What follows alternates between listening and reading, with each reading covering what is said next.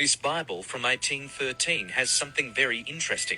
It is a facts page that contains a list of people and events in chronological order. It says that from Adam unto Christ are 3,947 years, and from the birth of Christ to this present year is 1814 years. Then the whole sum and number of years, from the beginning of the world unto this present year is 5,788. It shows in the year 1814 the world really was 5,788 years old. This year, 2022, the Earth would be approximately 5,998 years old. So that information is amazing all within itself. But here's why it's so significant. And here's the other piece of the puzzle that's going to blow your mind. Paul tells us to remember one thing, that a day to the Lord is equal to 1,000 years. Now remember, in the book of Genesis, God says that he created the earth in 6 days, and on the seventh day, he rested, right? Here's a writing from Barnabas, an early church father and the disciple of Paul that we read about in the New Testament.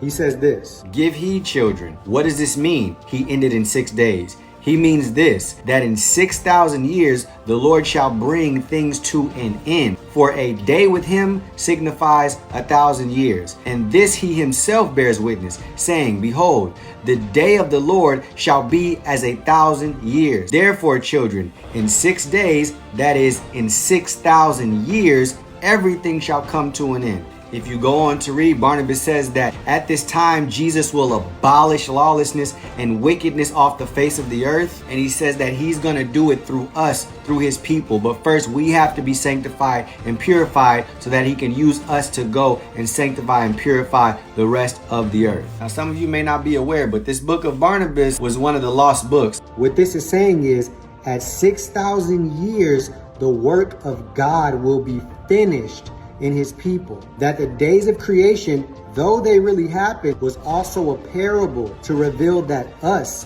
God's creation, he will be finished with it in 6,000 years. Then it says he will use us, those who have gone through the sanctification process, to then sanctify the rest of the world. This is the great harvest that we read about, the harvest of the nations, the greatest and biggest move of God that the world in history has ever seen. William Seymour, the man who God used to birth the Azusa Street revival, he even knew about this final and greatest revival that the world would ever see. This is speaking about the restoration of all things. We read about it in the book of Acts. This is the grand finale. This is what every Christian has been waiting for. Well, the Lord will come back through his people and use us to restore everything. The Bible says that God will create a new heaven and a new earth. It says that when he returns, he will be glorified in his saints. This is Romans 8, where the Bible tells us that all of creation waits for the manifestation of the sons of God. Because when we are delivered from these bodies and we put on glorified bodies, so will the earth